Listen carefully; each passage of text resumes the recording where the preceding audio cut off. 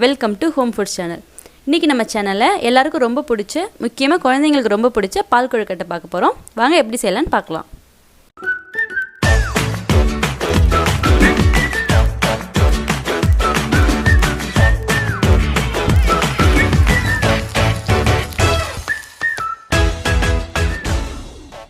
பால் கொழுக்கட்டை செய்கிறதுக்கு 1/2 கிலோ கொழுக்கட்டை மாவு எடுத்திருக்கேன். வெந்நீர் நல்லா கொதிக்க வச்சுருக்கேன். அதை எடுத்து இப்போ மாவில் ஊற்றி நல்லா கிளறிக்கலாம்.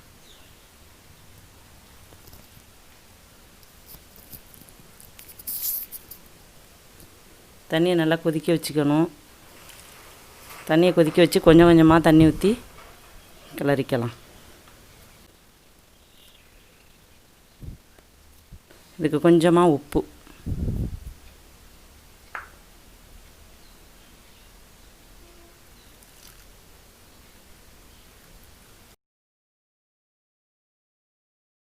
மாவை தண்ணி சேர்த்து நல்லா இது மாதிரி பிசைஞ்சாச்சு. இப்போ இதில் ஒரு சின்ன உருண்டை மாவு எடுத்து தனியாக வச்சுக்கலாம். இது ஏன்னா கடைசியாக மாவு அதில் கரைச்சி ஊற்றினா தான் மாவு நல்லா பால் கொழுக்கட்டை திக்காக இருக்கும். அதுக்காக எடுத்து தனியாக வச்சுக்கலாம். இப்போ மீதி இருக்க மாவை இப்படி கொஞ்சம் கொஞ்சமாக மாவை எடுத்து இப்படி உருட்டிக்கலாம். உங்களுக்கு எந்த ஷேப்பில் உருட்டணுமோ அப்படி உருட்டி எடுத்துக்கோங்க. ரொம்ப பெரிய உருண்டையாக உருட்டினா வேகாது. இது மாதிரி சின்ன சின்ன உருண்டைகளாக உருட்டி எடுத்துக்கலாம்.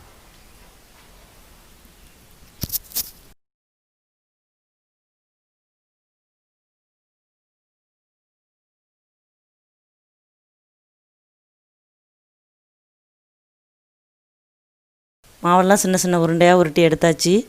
இப்போ கொழுக்கட்டை செய்ய ஆரம்பிச்சிடலாம். அடுப்பில் ஒரு பாத்திரத்தை வச்சு 3/4 லிட்ரு பால் சேர்த்துக்கலாம். பசும்பாலில் செஞ்சால் நல்லாயிருக்கும். இது பசும்பால் இல்லை, நான் பாக்கெட் பாலில் தான் செய்கிறேன். 3/4 லிட்ரு பால் எடுத்திருக்கேன். அதை ஊற்றி காய்ச்சிக்கலாம்.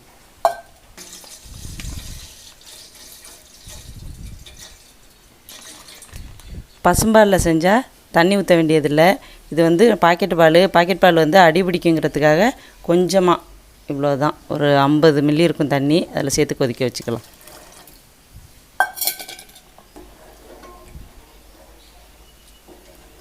பால் நல்லா கொதிச்சிருச்சு. இப்போ உருட்டி வச்சுருக்க உருண்டைகள் எல்லாம் அதில் சேர்த்துக்கலாம்.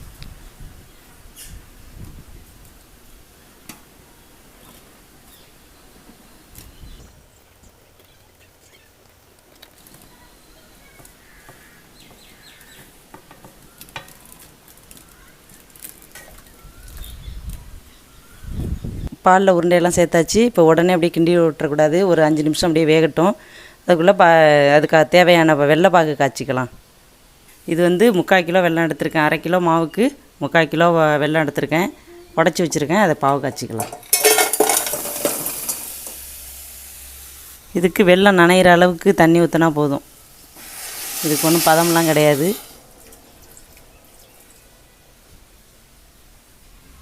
கொஞ்சமாக வெல்லம் நனைகிற அளவுக்கு தண்ணி ஊற்றினா போதும். இது 5 நிமிஷம் ஆகிட்டு வெந்திருக்கும். லைட்டாக அப்படி ஓரத்துலேருந்து கொஞ்சம் கொஞ்சமாக எடுத்து கிண்டி விடணும், உடையாது.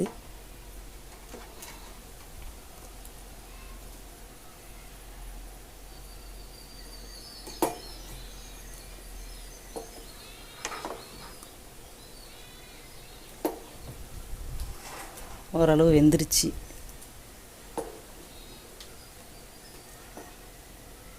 இப்போ வெல்லம்லாம் நல்லா கரைஞ்சிருச்சு. இப்போ இந்த வெள்ளைப்பாவை கொழுக்கட்டையில் சேர்த்துக்கலாம். அதில் தூசி மண் இருக்கும், அதனால் வடிகட்டி அதோட சேர்த்துக்கலாம்.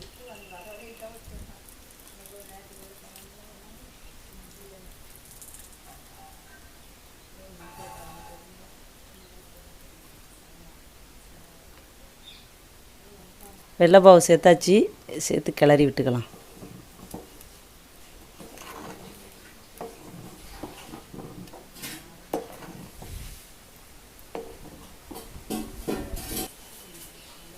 அடுத்து இது கூட நாம் எடுத்து வச்சுருக்க மாவை எடுத்து கரைச்சி கொஞ்சமாக தண்ணி ஊற்றி கரைச்சி அதில் சேர்த்துக்கலாம்.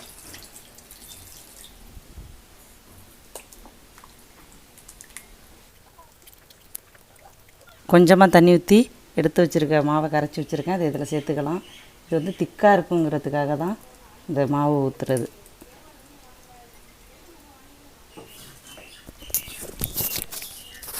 இப்போ பால் கொழுக்கட்டை ஜீனிலையும் செய்யலாம். ஜீனியில் செய்கிறதோட வெல்லத்தில் செஞ்சால் நல்லாயிருக்கும். நல்லா ஹெல்த்தும் கூட, அதனால தான் வெல்லத்தில் செய்கிறேன். இது நல்லா டேஸ்ட்டாகவும் இருக்கும், அதுக்காக தான் வெல்லத்தில் செய்கிறேன். இது வந்து 1/2 கிலோ மாவுக்கு வந்து நான் 3/4 கிலோ வெல்லம் போட்டிருக்கேன். இது வந்து தேவையான அளவாக தான் இருக்கும், இது போதுமான அளவாக இருக்கும். உங்களுக்கு கூட வேணும் அப்படின்னு சொன்னால் 1 கிலோ சேர்த்துக்கிட்டால் கூட நல்லா இனிப்பாக நல்லாயிருக்கும், இனிப்பு தேவைன்னா. இல்லைன்னா 3/4 கிலோ வெல்லமே கரெக்டாக இருக்கும். இப்போ இந்த மாவு ஊற்றி ஒரு கொதி வரட்டும். அப்படி கொதி வந்துருச்சு. இப்போ வந்து ஒரு தேங்காய், 2 மூடி தேங்காய் எடுத்து துருவி பால் எடுத்து வச்சுருக்கேன், அதை இது கூட சேர்த்துக்கலாம்.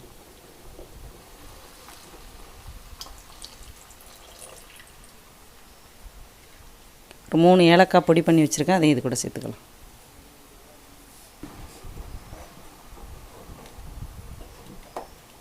அவ்வளோதான், பால் கொழுக்கட்டை ரெடி ஆயிடுச்சு. தேங்காய் பால் சேர்த்து கொதி வரக்கூடாது, ஸ்டவ் ஆஃப் பண்ணிக்கலாம்.